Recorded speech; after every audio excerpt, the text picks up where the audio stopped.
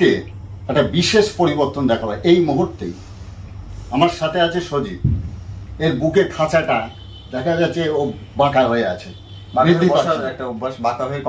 Computer পরিচালনা করতে করতে কোমরটাই বেঁকে গেছে, বডিটাও কেন খাঁচাটা বেঁকে গেছে এই টাইপের। এটাকে প্রসারিত করার জন্য মুহূর্তের ভিতরে ওর বডি চেঞ্জ হয়ে যাবে। এটা একটা শুধু এক্সারসাইজ দেবে একটা। তো সজীব, তোমার এই যে বডিটা বেঁকে আছে দেখাও আমার বন্ধুদের। এই যে বডিটা, পেশিটা, খাঁচাটা এরকম হয়েছে, এইটা বৃদ্ধি করার জন্য কি করা যাবে?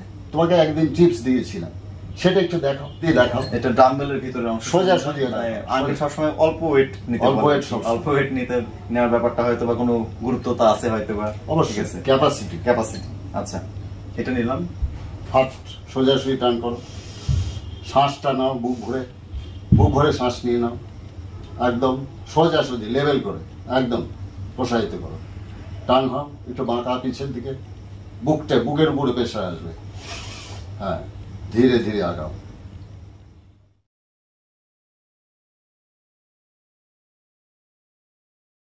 ধীরে ধীরে ছাড়ো, আবার টানো, ধীরে ধীরে। প্রেশার বডির সামনে, বুকের পর প্রেশার পড়বে। এই যে আমার বুকের দিকে খেয়াল করো, বুকটা এরকম উঠবে, বুক এবং কাঁধের মাসলটা সহকারে। এগুলো আমি টান ধরে যাই। হ্যাঁ, টান হবে তো, চাপ পড়ছে না। করো, এটা হালকা ওয়েট দিয়েছি কিন্তু বেশি ভারী ওয়েট দিয়ে তুমি করতে পারবে, তোমার ক্যাপাসিটি আউট হয়ে যাবে। অর্থাৎ ওজন যত কম নেবে তত তোমার ক্যাপাসিটি তৈরি হবে। করো, এই যে করলে এর বডিটা। এবার শোল্ডার, একদম শোল্ডারটাকে ডাউন করো, বুকটা এইভাবে তো দেখো, একসাথে করে এই যে ওয়েটটা বাদ দিয়ে দাও, এটা বাদ দিয়ে দাও। এই দেখো, এই যে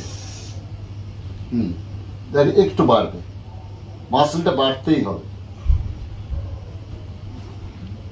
দেখুন বন্ধুরা, এই কিছুক্ষণ আগে ছিল বাঁকা, এই যে মুহূর্তের ভিতরে একটু পরিবর্তন এসেছিল। এই পরিবর্তন হতে হতে প্রত্যেকটা দিন যদি প্র্যাকটিস করা যায়, বুক বাড়বেই। হ্যাঁ, এই যে অনেকটা দেখতে কত সুন্দর লাগছে এখন, তাই না? আর যদি এই যে মনে হয় রাস্তা দিয়ে হাঁটে বাঁকা কম্পিউটার চালাতে চালাতে ভেঙে যাচ্ছে, এটা হবে না। একটা পুরুষ মানুষ তাগড়াই জোয়ান, আর শ্বাসের সাথে করলে বুকের প্রসারিত। অনেকে শ্বাসের সাথে পেট ফোলাতে বলে, এই ক্ষেত্রে কি বুক ফোলানো মানে? না, বুকটাই তো ফুলছে, পেট আবার পেটে গিয়ে এই পেট ফোলানোর কথা অনেকে এরকম তো। পেট না, এখানে ডায়াফ্রাম আছে, এখানে পার্টিশন করাই তো রয়েছে। আমি ফোকাস করবো কি বুকের দিকে, পেটের দিকে?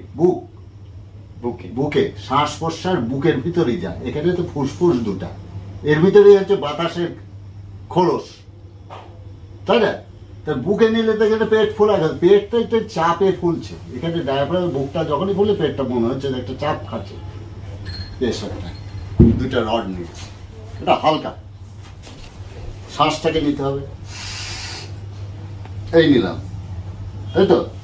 এই প্রেশার দেওয়া, এই যে বুকটা,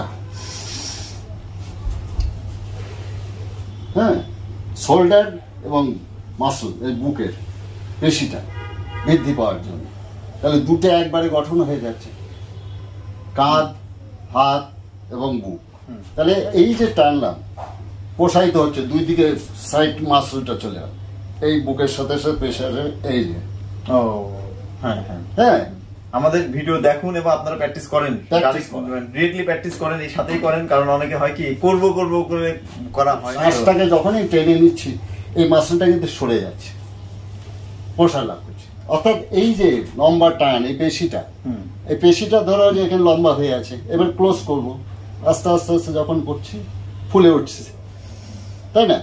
এটা ফুলে উঠলো, বুকের সাইডটাও কিন্তু তাই, ওটাই প্রসার করছি, ক্লোজ করছে। এটা মানে রাবারের মতো, রাবারটা ক্লোজিং হয়ে যাচ্ছে একই এরিয়ার ভিতরে, তাই না?